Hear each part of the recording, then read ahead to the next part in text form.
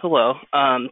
This is Riley Kammer, and I wanted to thank all of you for joining us today on BTC's webcast series. I apologize as we're having a bit of technical difficulties with the camera, so I'll just be speaking with you, and then we'll be posting a recorded version on the website at a later date. So once again, thanks for taking the time to join. I'm really excited to discuss one of my favorite topics, strategies to get the right studies in your door. As some background, like I said, my name is Riley Kammer, and I'm the director of our company, ClinEdge.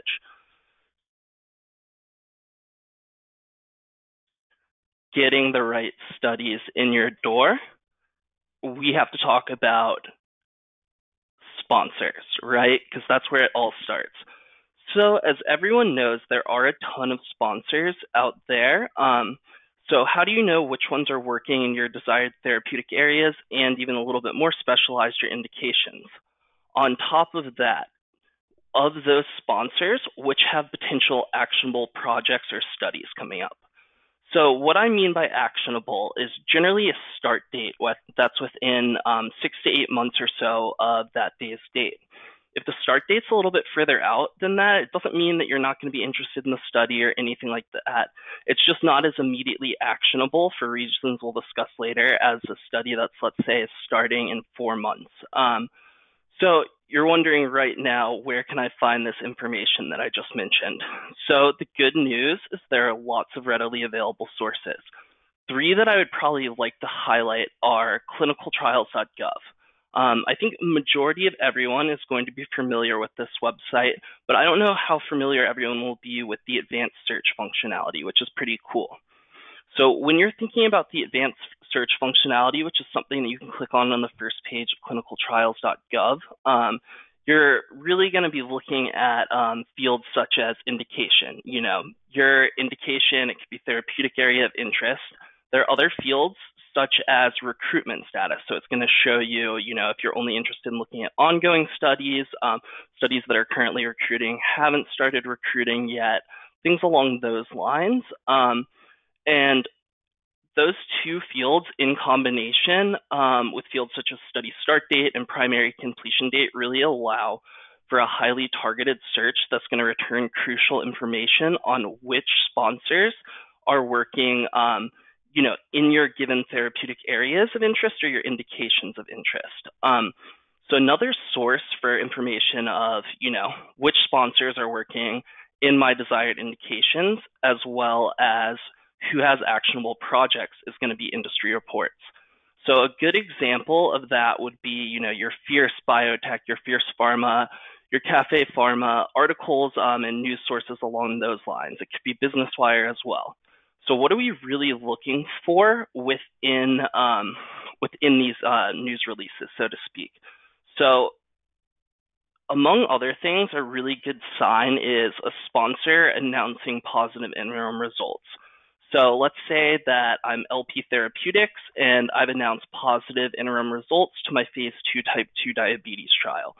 So to me, reading that signals that they've likely begun planning of the phase 3 study, right? So very actionable, important information when you're looking at timelines, study start dates, stuff like that.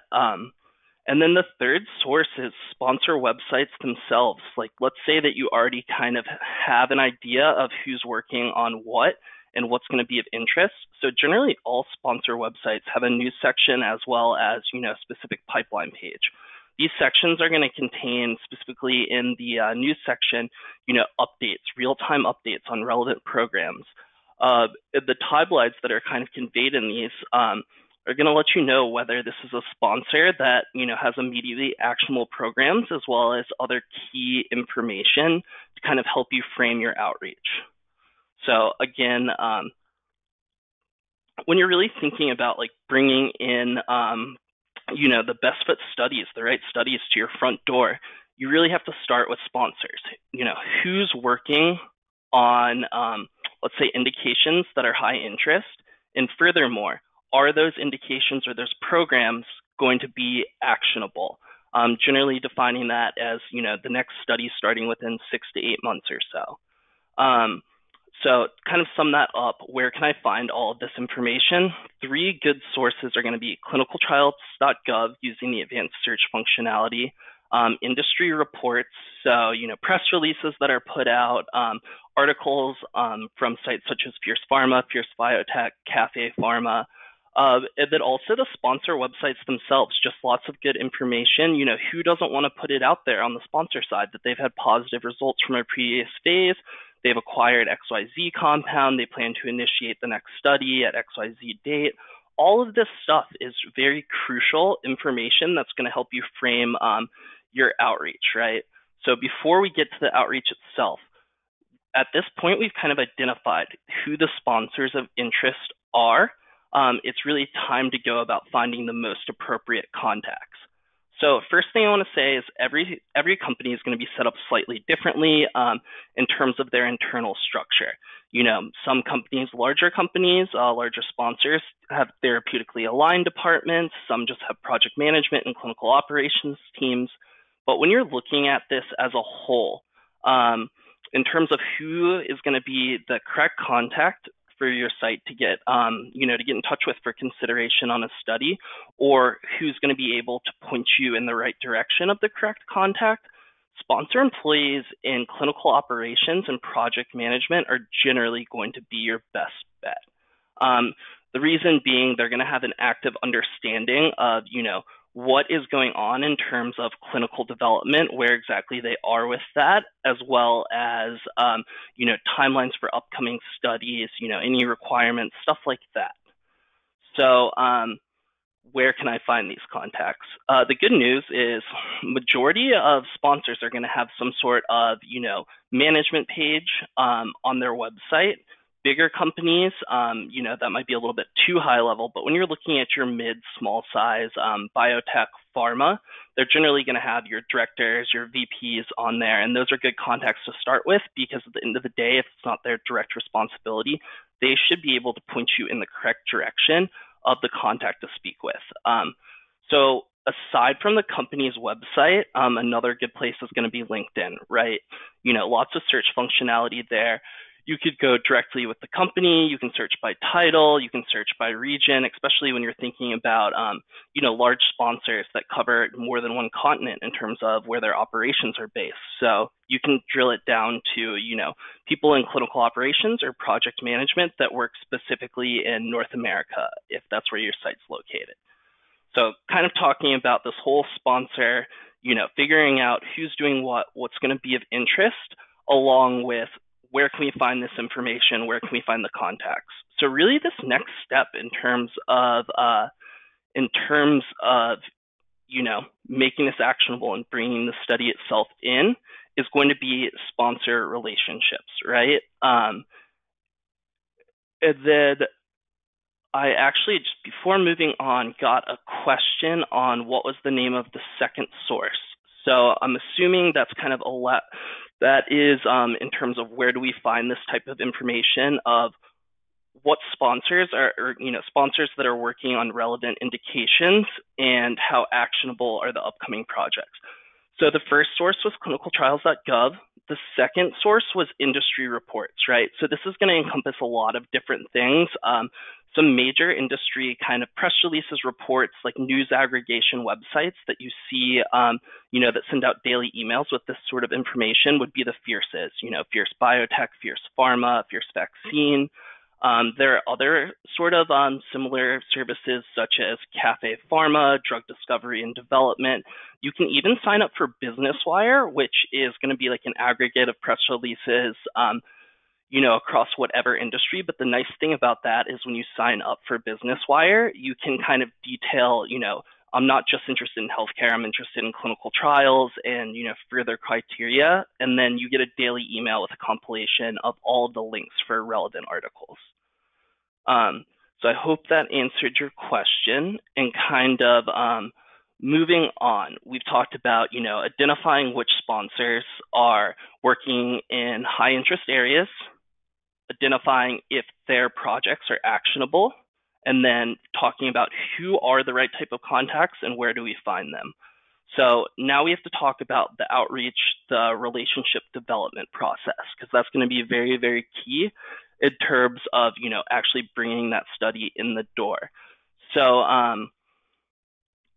basically, when you're talking about forming a relationship, the first step here, especially if you haven't worked with one of these target companies, is going to be reaching out to those contacts that you identified, right?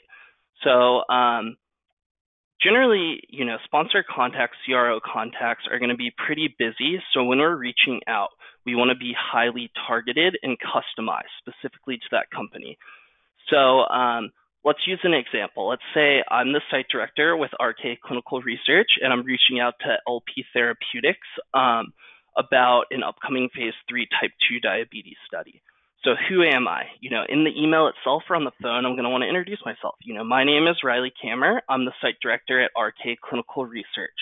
And then you're thinking, what do I know and how do I know it? I'm reaching out to you today because I read a press release regarding the positive interim results of your phase 2 type 2 diabetes trial with XYZ101 compound, which is definitely exciting news. So why am I reaching out? It's because you understand that the site identification process begins well in advance of that phase 3 starting enrollment, right? So when you're thinking about looping these 3 things together, the who am I, what do I know, how do I know it, why am I reaching out, you're really just kind of like introducing yourself and stating clearly and concisely, what you know. So, hey, my name is Riley Kammer. I'm the site director with RK Clinical Research. I wanted to reach out to you as I see you work in project management at LP Therapeutics, and I read a press release regarding the positive interim results of your phase 2 type 2 diabetes trial, which is definitely exciting news. I'm reaching out because I understand that site identification for the phase 3 is going to be, kick off well in advance of the anticipated enrollment start date, and I'd love to be considered for your study. So kind of now that you've gone about the who am I, what do I know, how do I know it, why am I reaching out, when you're thinking about this outreach process, you really want to use it as an opportunity to sell yourself and get your foot in the door for consideration in the site identification process for that study. So when you think about selling yourself, what are you going to kind of include in that area? So I guess the first and probably most obvious part of it is, what your experience is within that indication of interest. So really elaborating on it, number of trials. So continuing this RK clinical research example, at RK Clinical Research, we've conducted 50 plus trials in type 2 diabetes. Talking about, how you did on those previous trials. Enrollment metrics are very powerful at the end of the day. Data seems to get sponsors very interested because it's a proven commodity, right?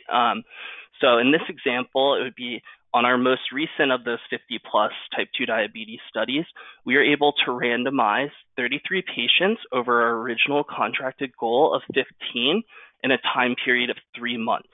So showcasing, really what you can bring to the table from a randomization enrollment standpoint. And let's speak kind of outside of the box. You really want to tailor it to the indication. So, if you're reaching out about an Alzheimer's disease study, think about what the other essential parts are going to be. Rating experience is going to be a big deal for, inclusion as well as data throughout the study. So talk about your experience with the rating scales. Same thing goes with acne, for example.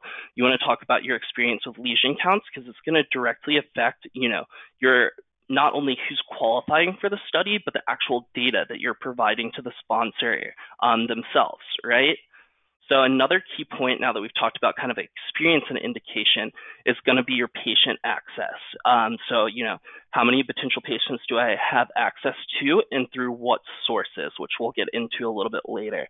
And then lastly, I generally like to kind of end these, emails or phone calls with like a recap of overall site experience because you've kind of gone through the specifics, like what do I bring to the table in this indication?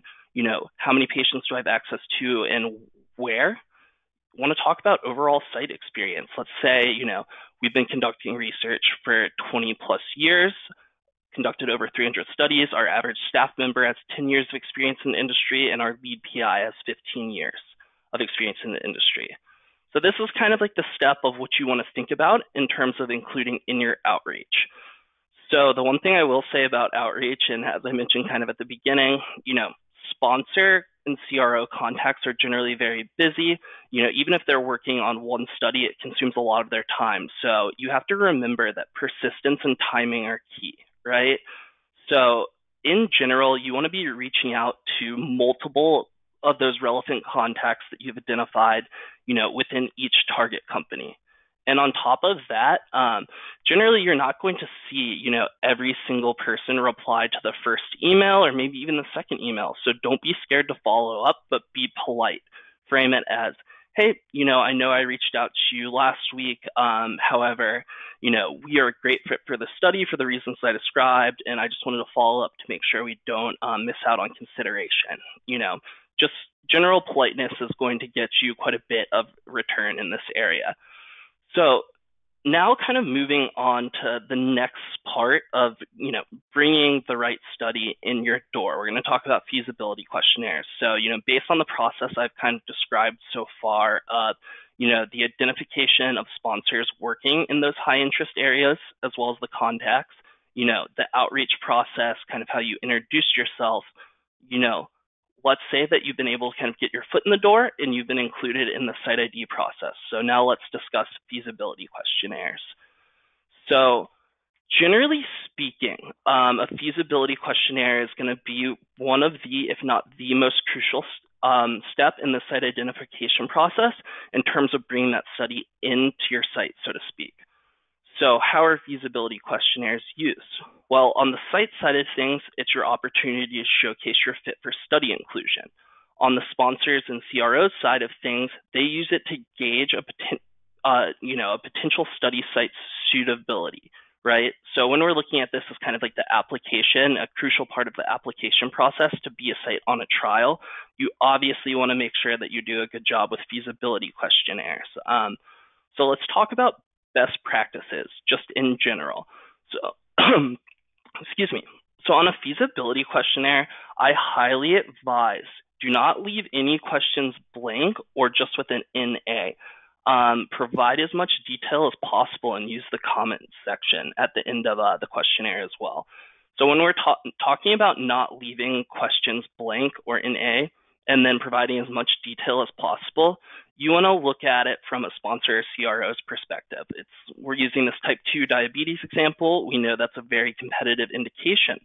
So if it's down to your site and another site and everything is 100% equal in terms of experience, patient access, prior relationship with the sponsor, and the other site goes through, fills out the feasibility questionnaire, provides a ton of detail, and then your site happens to leave some questions blank, some NA, stuff like that, it's just not a great impression with the sponsor.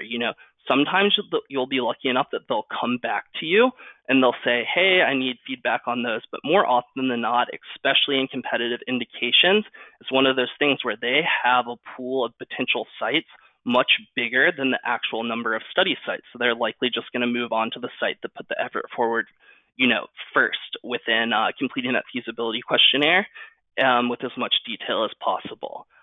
So in using the comments section, this is really something that I like to highlight. The reason being, you guys know how feasibility questionnaires are designed. Some of them are, it's not a free text field for most of it. There's lots of information, selling points on your site that you want to include and haven't had room throughout the questionnaire. The comments section, which 90+% of feasibility questionnaires are going to have, is really your area to highlight anything that you weren't able to include and, further express interest in the study. I'm confident that we'll be able to be one of the top enrollers on this study due to our experience, our patient access. If there's anything in the questionnaire that I can provide further information on, please don't hesitate to contact me. We're very excited to collaborate with you on this study, stuff like that. So we've kind of discussed general best practices. Another area that on a feasibility questionnaire that I've seen trip sites up in the past before is patient population. So what I mean by this is for that section of the questionnaire, you really want to highlight all available sources of patients, right? So I see a lot of sites that are like, we have 300 patients in our research database, which is great. That's a large number of patients. But when you think about what are the other potential sources that you can be drawing patients in, your referral sources is a big one. Any physicians that, aren't engaged in research, that you've developed a relationship who have referred patients in the past, be sure to include what their access is. If your PI or, your sub-I has a private practice, that is another valuable source of patients, and you'd want to include this all. Because if you're looking at it and you say, our research database has 300, but then you take into account, the investigator's practice has another 400, and then your referral sources have another 300 potential subjects, you've just grown that baseline number from 300 in your research database to 1,000 overall for patient access, right? So obviously, when you're thinking from a sponsor, CRO perspective, all other things equal, the more patients that you have access to as a site, the greater your chances of meeting or exceeding what your contracted enrollment goal is. And kind of the last section that I'd really like to highlight on a feasibility questionnaire that I've seen trip sites up before is the enrollment estimates, right? Along with patient population, those are probably the two most crucial sections on a questionnaire in terms of, being considered for a next step, which is generally going to be a PSV if you're approved after submitting that FQ. So let's talk about the enrollment estimates. You kind of want to treat it in the same way that you're doing patient population. You want to be aggressive but realistic. So what does that mean? It's a fine line between being too aggressive and being not aggressive enough. So the same way that you want to take into account all of your, sources of patient access, you want to have the same mindset for this type of question. You want to ensure that you have the data to back up the numbers. So let's say, you're saying that overall for this phase 3 type 2 diabetes study, that you could randomize 25 patients, right? And on your previous studies, you've really, the most that you've randomized is 18. So that in and of itself is an aggressive number. But in this scenario, let's say that, you've added several referral sources. You really just want to ensure that the numbers you're putting down are realistic, but they can be better or, they can be higher than you've done on past studies in that same indication, so long as you have the data to back it up. So with that said, I wanted to see if anyone kind of has questions. If you do, feel free to type them into the questions box on the GoToWebinar panel. And then one more thing while we're giving everyone a second to type out questions is you'll see a handout section on that as well. So this is going to be the, basically the schedule of, the webcast that BTC Network will be doing for the first part of this year. Lots of good information in there. And with that said, feel free to reach out to me if you had any questions that you didn't have a chance to type in or that you kind of wanted more feedback on. But aside from that, I wanted to say thank you so much for taking the time. I hope you found it beneficial, and I hope you have a great rest of the week. Thanks so much. Bye.